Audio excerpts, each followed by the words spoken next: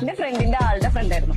അതായത് എന്റെ ഫ്രണ്ടിന്റെ കൂടെ അവളുടെ ചെക്കൻ വരുമ്പോ ഞാൻ അവളുടെ കൂടെ ഇവൻ അവന്റെ കൂടെ വരും. അങ്ങനെ ഞങ്ങൾ തമ്മില് മിങ്കിളുമായി, അവര് തമ്മിൽ ബ്രേക്കപ്പ് പോയി.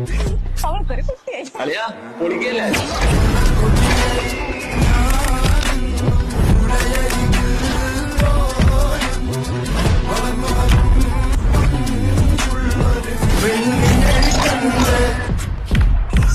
കല്യാണം കഴിച്ച് ഞാൻ ആകെ ടെൻഷനിലാണ്.